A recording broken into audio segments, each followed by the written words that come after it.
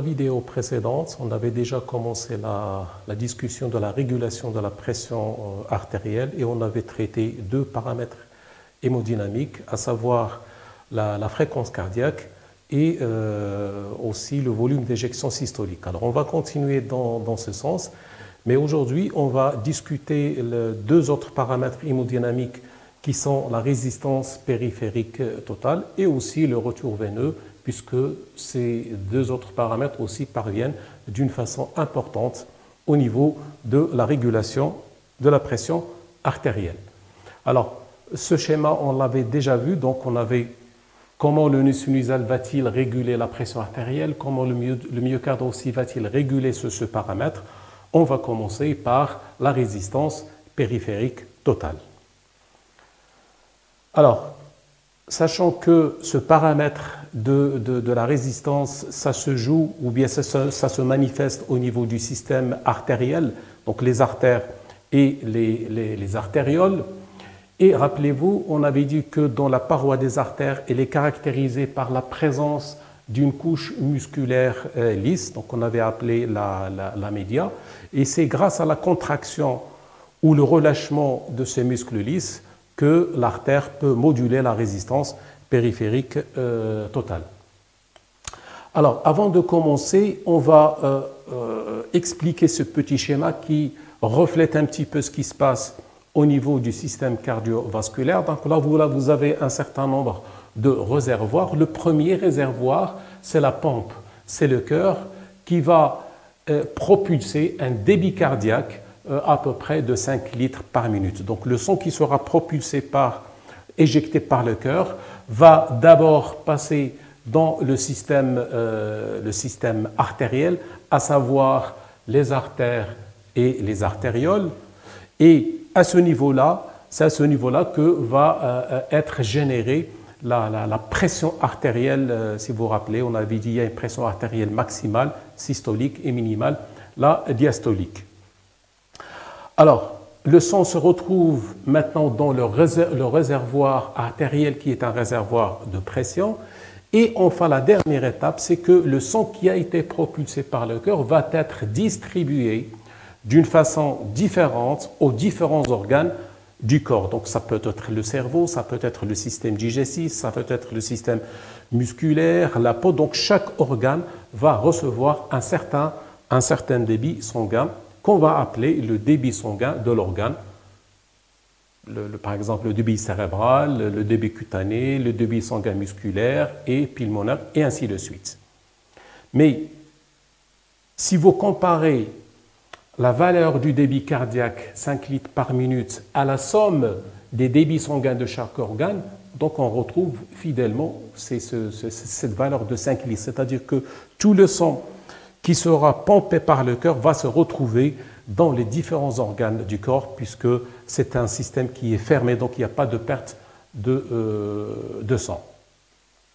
Alors, justement, c'est à ce niveau-là que le débit sanguin de chaque organe peut être modulé. Donc, le débit peut être augmenté ou bien il peut être diminué. Comment? En jouant sur la contraction ou le relâchement du muscle lisse qui se trouve dans les artérioles. Donc, c'est de petits robinets que le système cardiovasculaire peut soit ouvrir, soit fermer pour augmenter ou diminuer le débit sanguin de chaque organe en fonction de l'activité ou bien de l'organe qui est en question.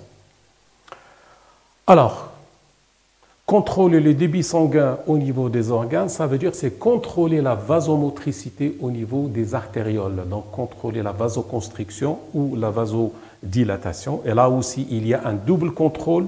Il y a un contrôle dit local, donc ça se joue au niveau des artérioles qui irriguent les organes. Donc ce point-là, on ne va pas le discuter, mais on va discuter le deuxième contrôle, très important, le contrôle intrinsèque, à savoir le contrôle nerveux et le contrôle hormonal.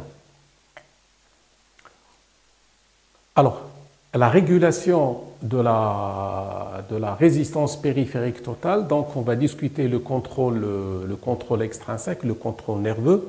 Et le contrôle nerveux, donc il est toujours assuré par les deux parties du système nerveux autonome, donc le contingent de fibres sympathiques et parasympathiques. Et principalement, c'est le système nerveux sympathique qui contrôle l'activité de la vasomotricité au niveau des artérioles. Alors, on va supposer deux cas de figure, soit une activation des fibres sympathiques, soit une inhibition des fibres sympathiques.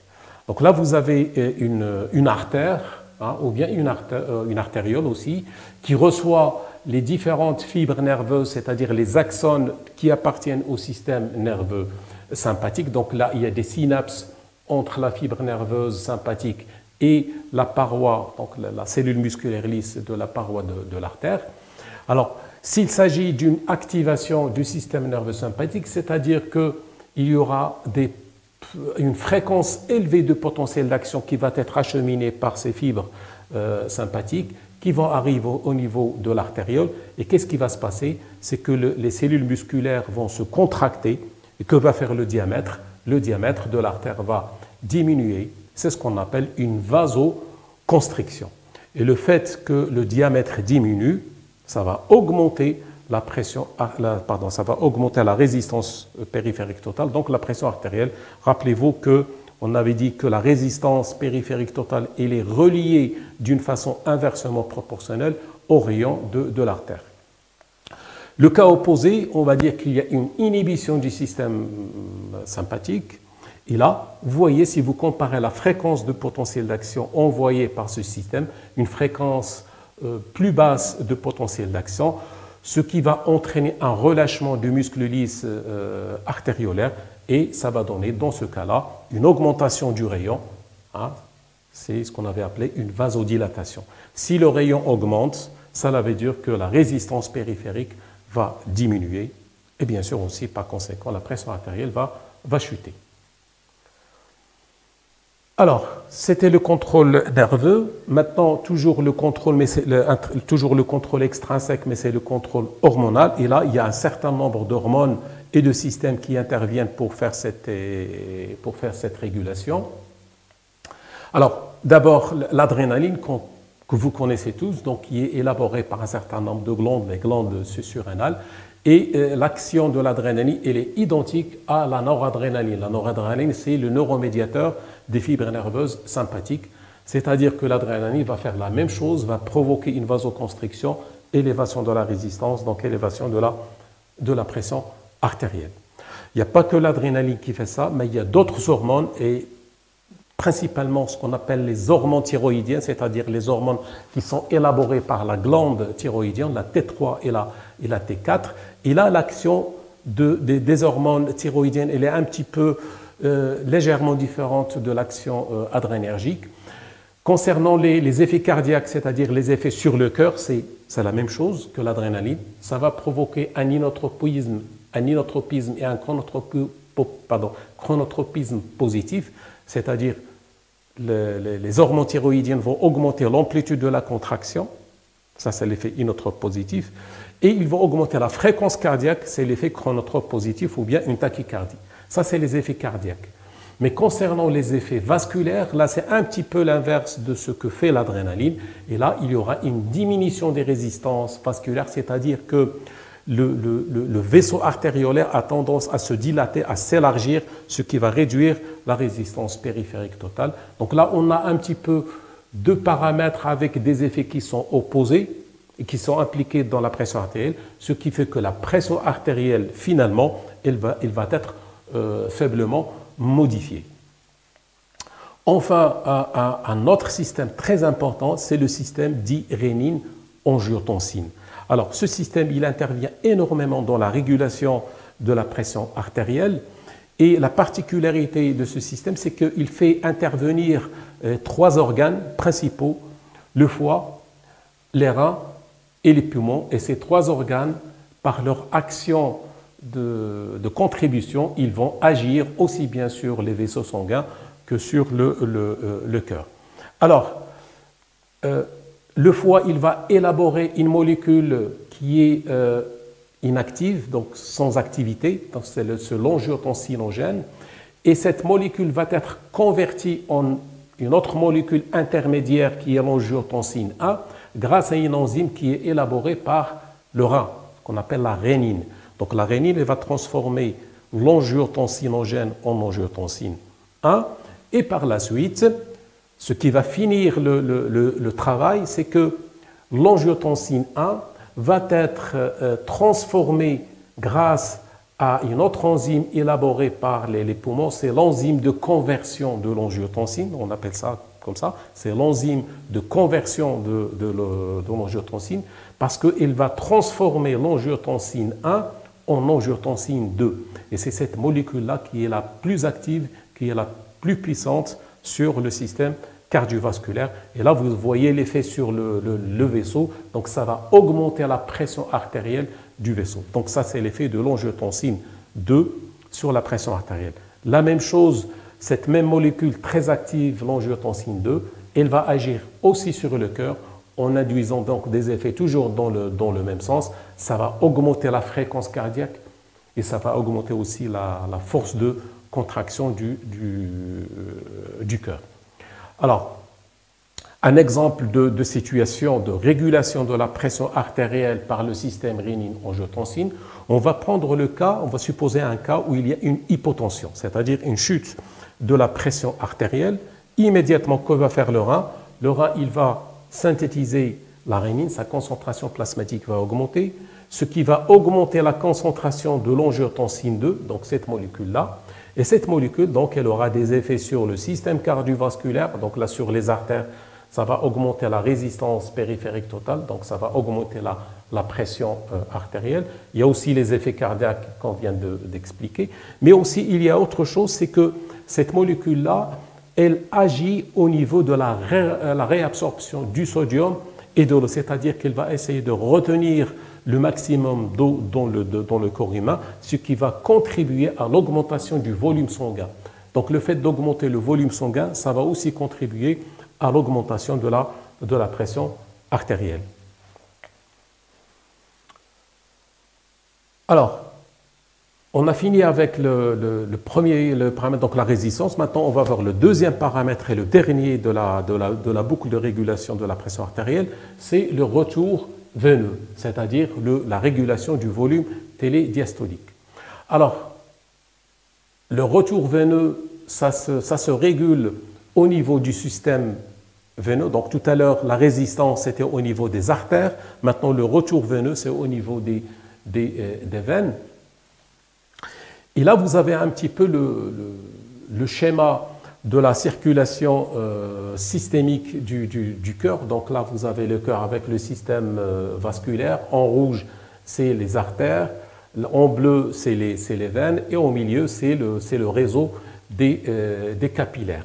Alors, le cœur, son rôle, c'est d'éjecter, de propulser le sang dans tout le système artériel pour le faire venir au niveau de tous les organes.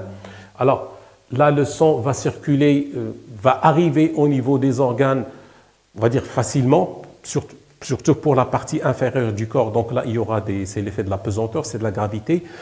Ça ne pose pas aussi de problème au niveau des organes supérieurs parce que le système artériel, c'est un système à haute pression, donc il permet d'augmenter, enfin d'assurer l'acheminement du sang vers tous les organes. Mais concernant ce qui va se passer au niveau des veines, sachez que les veines, ce sont les vaisseaux qui vont ramener le sang des organes vers le cœur. C'est ce qu'on avait appelé donc le retour veineux. Alors, sachant que les veines, c'est un système à basse pression, la pression sanguine veineuse, elle est très faible, on se pose la question comment le sang va-t-il arriver au niveau du cœur? Et là, je parle des organes qui se trouvent en bas du cœur, puisque le sang doit remonter. Donc il y a une lutte contre la pesanteur pour que le sang. Donc là, on se pose la question comment le sang va-t-il revenir vers le cœur? Alors là, vous avez un schéma qu'on a déjà vu précédemment qui vous rappelle un petit peu l'état de la pression dans le système vasculaire et plus précisément au niveau des veines. Donc ça, c'est le système, c'est l'aorte, les artères et aussi les artérioles. Là, il y a une pression systolique maximale, diastolique. Et au niveau des capillaires, la pression commence à chuter et elle devient presque nulle au niveau des veines, la pression. Donc là, il n'y a pratiquement pas de pression sanguine à ce niveau-là. Donc il y a un problème il n'y a pas assez de pression dans les veines pour vaincre la gravité, pour que le sang remonte vers le cœur. Alors comment se passe-t-il comment le sang arrive-t-il à remonter vers le cœur et à assurer le retour veineux? Alors heureusement pour ça, il existe dans notre corps un certain nombre de systèmes qui permettent de favoriser, ou on va dire de faciliter le retour du sang vers le cœur. RV, c'est le retour veineux. Première particularité qui facilite le retour veineux, c'est que au niveau des veines existent aussi des valvules. Rappelez-vous, on avait parlé des valvules, mais c'était des valvules à l'intérieur du cœur, hein, les valvules intracardiaques, valvules sigmoïdes et les valvules auriculo-ventriculaires. Au niveau des veines existent aussi des valvules. Et on va voir leur importance. Alors, ces valvules, donc ils ont la possibilité de s'ouvrir et de se fermer, et cette cinétique d'ouverture et de fermeture, c'est elle qui va orienter le sang vers le cœur et d'empêcher sa descente vers le bas. Donc schématiquement, là vous avez une veine, et à l'intérieur d'une veine, on a des valvules qui permettent de diriger le sang dans une seule direction, et là on voit que c'est des valvules qui sont fermées. Donc si les valvules sont fermées, c'est-à-dire ça empêche le sang de redescendre vers le bas en fonction de la pesanteur. Alors qu'est-ce qui se passe lorsque ces valvules s'ouvrent? Alors si les valvules s'ouvrent, que va faire le sang? Il va remonter. Donc il lutte contre la pesanteur, il va remonter en direction du cœur, et une fois que le sang est remonté, immédiatement après, les valvules vont se refermer, ce qui va empêcher un retour vers le bas du sang. Alors, l'existence des valvules, les valvules à l'intérieur des veines, c'est très bien, c'est une belle chose, mais quelle est la force qui arrive à ouvrir ces valvules veineuses? C'est des valvules qui vont s'ouvrir et qui vont se fermer. Quel est le système qui va les ouvrir? Et là, ça sera la même chose que pour les valvules qui se trouvent à l'intérieur du cœur, c'est la différence de pression avant et après. Donc rappelez-vous, les valvules auriculo-ventriculaires s'ouvrent en fonction de la pression qui règne dans les oreillettes à la pression qui règne dans le ventricule. Les valvules sigmoïdes, c'est la pression qui règne dans le ventricule en fonction de la pression qui règne dans les artères, donc l'artère pulmonaire ou l'artère aorte. Là, c'est la pression qui règne entre le milieu à l'intérieur de la veine et le milieu qui est externe à la veine. Donc c'est toujours une différence, un gradient de pression entre l'intérieur et l'extérieur. Alors, pour comprendre un petit peu le rôle de ces valvules veineuses dans l'orientation du retour veineux, on peut comparer ces valvules à un outil qui est utilisé en plomberie et que tout le monde, on en a tous chez nous quelque part, c'est ce qu'on appelle un clapet. Un clapet, c'est ce petit instrument, et l'avantage de cet instrument qui est installé dans les circuits d'eau au niveau des bâtiments et des maisons, c'est que au milieu, donc, il y a un clapet et qui va, en fonction de la pression en bas et après, donc le clapet il peut s'ouvrir, ce qui fait que l'eau va remonter. Hein, donc elle va être par exemple pompée vers le haut. Et pour empêcher le retour de l'eau vers le bas, le clapet il va se fermer. Donc vous voyez, ça ressemble exactement à ce qui se passe au niveau des valvules veineuses. Alors, à côté de ces valvules veineuses, donc, existe le système les systèmes qui vont faciliter le retour veineux. Alors on va donner deux exemples qui existent. Le premier système, c'est ce qu'on appelle la pompe musculaire squelettique. Pompe musculaire. Donc là, on revient un petit peu à la notion de muscles squelettiques. Ce sont les muscles qui sont reliés au squelette et qui ont la possibilité de se contracter et de se relâcher. Et les muscles squelettiques, par exemple, ceux qui se trouvent dans les membres inférieurs, au niveau des jambes, au niveau des cuisses, c'est que ces muscles entourent des veines. Ils entourent les grosses veines ou bien les veines qui sont profondes. Alors, ce qui fait que ces veines sont entourées par des muscles squelettiques. Et le fait que ces muscles squelettiques soient contractés, soient relâchés, ils vont exercer une pression sur la veine, ce qu'on avait appelé auparavant la pression dite extravasculaire. Donc c'est une pression qui est gérée de l'extérieur sur la paroi de la veine. Alors, schématiquement, comment peut-on l'expliquer? Là, vous avez des muscles squelettiques, par exemple au niveau de la jambe. Vous avez une grosse veine profonde. Les muscles, c'est les muscles du mollet. Les muscles sont relâchés. Et si les muscles sont relâchés, c'est-à-dire qu'à ce moment-là, les valvules sont fermées. Là, vous voyez que là, cette position fermée de la valvule donc, prévient le refoulement, c'est-à-dire ça empêche le sang de descendre vers le bas. Donc ça permet de lutter contre la pesanteur du liquide.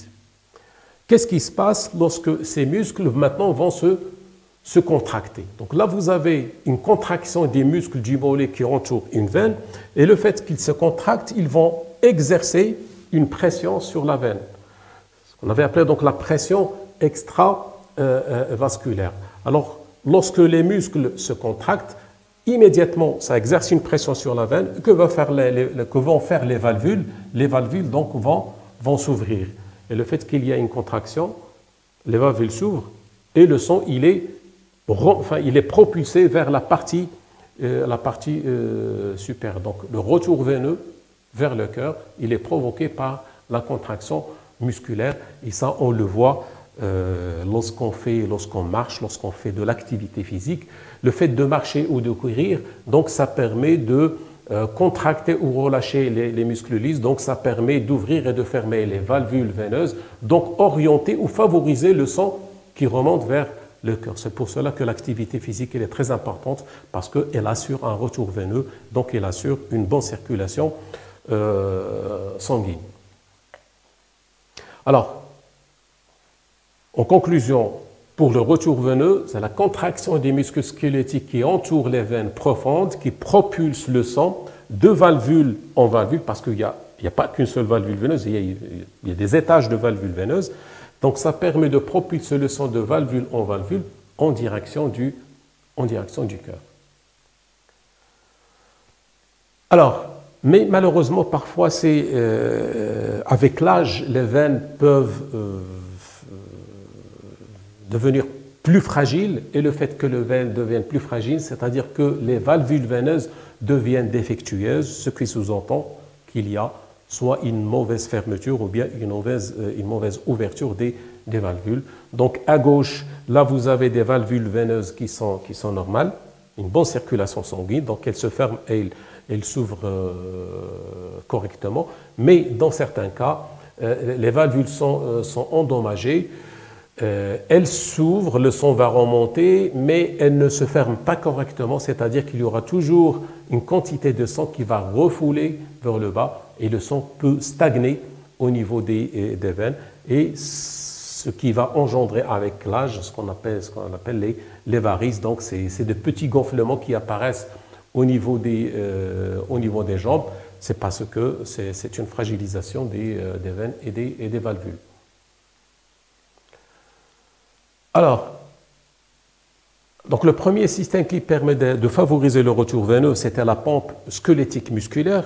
Un deuxième système qui facilite le retour veineux et qui n'est pas négligeable, ça s'appelle la pompe respiratoire. Donc là, ça va faire intervenir des muscles, mais c'est des muscles qui interviennent dans la fonction respiratoire.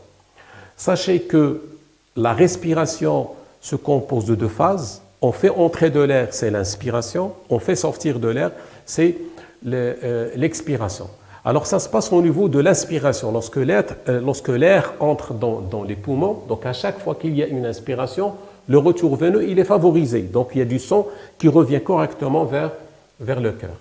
Alors schématiquement, quel est le muscle respiratoire qui va favoriser le retour veineux? C'est ce muscle-là qu'on appelle le diaphragme. Donc c'est un muscle assez large. C'est le muscle qui sépare l'abdomen en bas de la cage thoracique en haut. Donc c'est lui qui fait la séparation, et c'est un muscle respiratoire qui intervient dans l'inspiration. Ce qui fait que lorsque, lors de l'inspiration, lorsque l'air va entrer dans le poumon, ce muscle-là va se contracter. Et lorsqu'il se contracte, il va descendre vers le bas, donc vers l'abdomen. Donc là, le muscle, il est relâché, c'est au cours de l'expiration, mais au cours de l'inspiration, lorsque l'air va entrer, hein, le muscle, il s'est contracté, et lorsqu'il se contracte, il va descendre vers le bas. Le fait qu'il descend vers le bas, ça va un petit peu écraser tout ce qui se trouve à l'intérieur de l'abdomen. Donc ça sera une compression des organes abdominaux et bien sûr les veines qui se trouvent dans l'abdomen.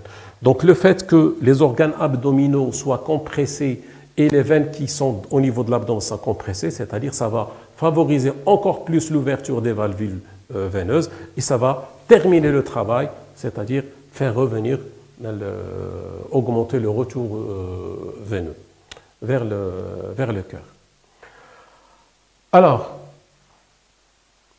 les veines, on l'avait dit, c'est un réservoir de sang. Donc là, on va un petit peu entamer la régulation nerveuse de la vasomotricité au niveau de la veine. Donc là, vous avez une veine, le même schéma. Donc là, c'est des fibres nerveuses sympathiques. Si ces fibres sympathiques sont stimulées, qu'est-ce qui va se passer? Donc il y a beaucoup de potentiels d'action qui vont être acheminés par les fibres sympathiques qui vont arriver au niveau de la média. Ce qui va provoquer, c'est une vasoconstriction. Une vasoconstriction, donc, c'est une réduction du diamètre de la veine. Et là, puisque les veines, c'est un réservoir de sang, donc il y a beaucoup de sang, ce n'est pas un réservoir de pression, c'est un réservoir de volume de sang. Le fait qu'il y ait une vasoconstriction, qu'est-ce qui va se passer? Il y aura une grande masse de sang qui va être déplacée en direction du cœur. Donc ça va augmenter le retour veineux lorsqu'il y a cette vasoconstriction veineuse. Et s'il y a de plus en plus du sang qui revient vers le cœur, c'est-à-dire que le cœur va se remplir encore mieux. Donc ça va augmenter le volume télédiastolique.